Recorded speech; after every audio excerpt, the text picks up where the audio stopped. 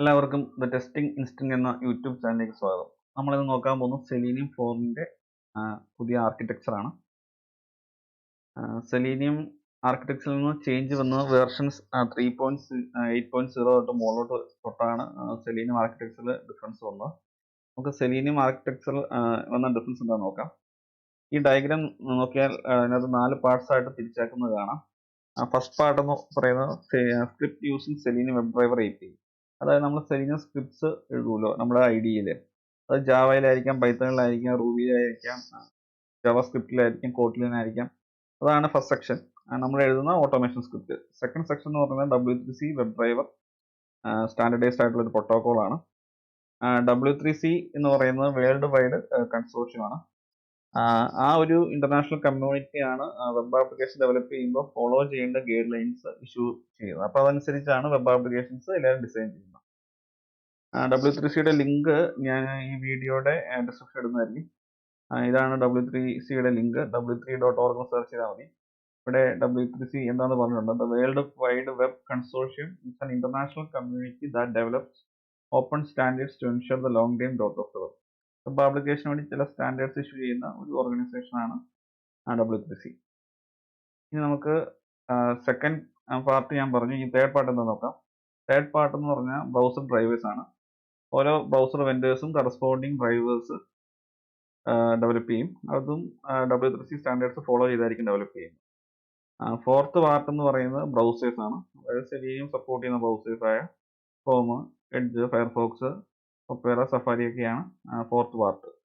അപ്പം സെലീനിയത്തിൽ കോഡ് എഴുതിയത് റൺ ചെയ്യുമ്പോൾ എങ്ങനെയാണ് കമ്മ്യൂണിക്കേഷൻ സംഭവിക്കുന്നത് വെച്ച് കഴിഞ്ഞാൽ Selenium code W3C web driver through communication ഡ്രൈവറിലേക്ക് ചെന്നിട്ട് ഡ്രൈവർ ത്രൂ ആണ് കറസ്പോണ്ടിങ് ബ്രൗസറിലേക്ക് കമ്മ്യൂണിക്കേഷൻ സംഭവിക്കുന്നത്. അതായത് ക്രോം ഡ്രൈവർ ക്രോമുമായിട്ട് കമ്മ്യൂണിക്കേറ്റ് ചെയ്യും.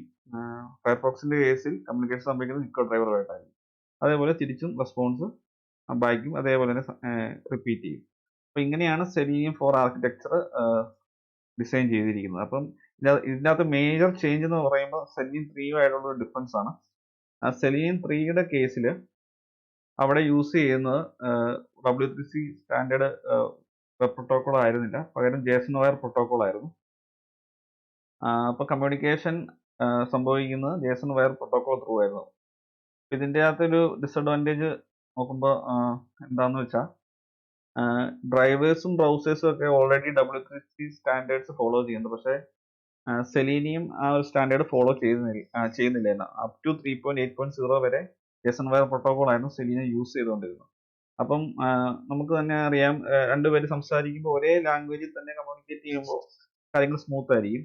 അതേപോലെ രണ്ട് സ്റ്റാൻഡേർഡ്സ് ആണ് ഫോളോ ചെയ്യുന്നുണ്ടെങ്കിൽ ഉറപ്പായ ആ കമ്മ്യൂണിക്കേഷൻ സ്മൂത്ത് ആയിരിക്കില്ല.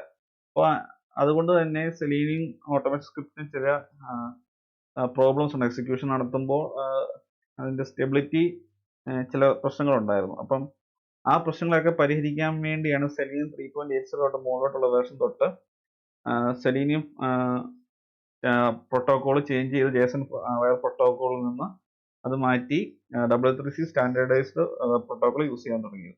അപ്പം സെലീനിയം 3യും സെലീനിയം 4ഉം തമ്മിലുള്ള ഡിഫറൻസ് എല്ലാവർക്കും മനസ്സിലായെന്ന് പ്രതീക്ഷിക്കുന്നു. അപ്പോൾ ഈ സെലീനിയം 4ൽ ഈ W3C web driver protocol introduce ചെയ്തുകൊണ്ടുള്ള ചില മാറ്റങ്ങൾ എന്തൊക്കെയാണെന്ന് നമുക്ക് നോക്കാം.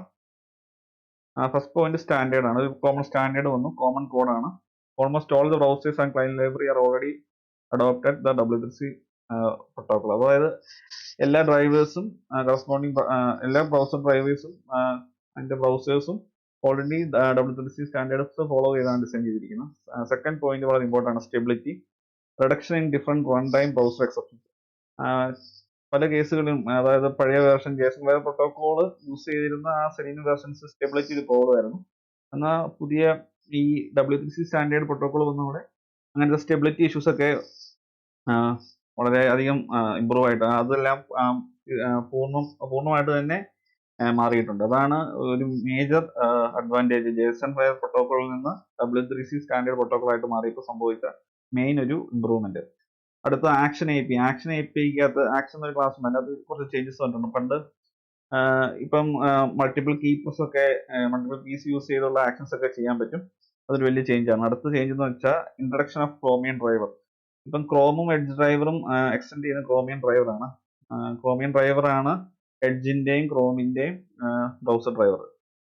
പിന്നെ ഉള്ള വെച്ച് കഴിഞ്ഞാൽ ഡിസൈഡ് കേപ്പബിലിറ്റി എന്ന ക്ലാസ് ഉണ്ട്. അതിനകത്ത് ഇച്ചിരി ഇമ്പ്രൂവ്മെന്റ്സ്, കൂടുതൽ ഇമ്പ്രൂവ്മെന്റ്സ് സെലീൻ ടീം കൊണ്ടുവന്നിട്ടുണ്ട്. അടുത്ത point, Selenium code is more optimised and cleaned as the legacy code is remove.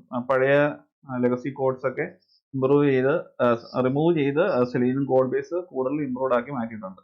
അപ്പോൾ സെലീനിയം 4ന്റെ ആർക്കിടെക്ചർ എല്ലാവർക്കും മനസ്സിലായെന്ന് പ്രതീക്ഷിക്കുന്നു. സെലീനിയം 4ഉം സെലീനിയം 3യും തമ്മിലുള്ള ആർക്കിടെക്ചറൽ ഡിഫറൻസ് ഒരു ഇന്റർവ്യൂ ക്വസ്റ്റൻ ആണ്.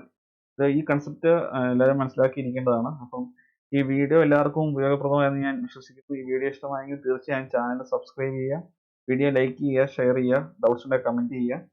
അതുപോലെ തന്നെ നോട്ടിഫിക്കേഷൻ ബെല്ലൈക്കൺ കൂടി പ്രസ് ചെയ്യുക. സോഫ്റ്റ്വെയർ ടെസ്റ്റിംഗ് റിലേറ്റഡ് ഒത്തിരി ടൂൾസ് ആൻഡ് ലൈബ്രറീസ് ഞാൻ എൻ്റെ ചാനൽ ഉൾപ്പെടുത്തിയിട്ടുണ്ട്. അതെല്ലാവരും ഒന്ന് ചെക്ക് ചെയ്യുന്നത് നിങ്ങൾക്ക് നല്ലതായിരിക്കും.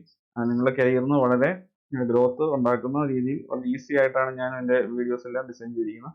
അപ്പോൾ അത് നിങ്ങൾ ഒന്ന് ചെക്കൗട്ട് ചെയ്യുക. Thanks for watching and keep learning.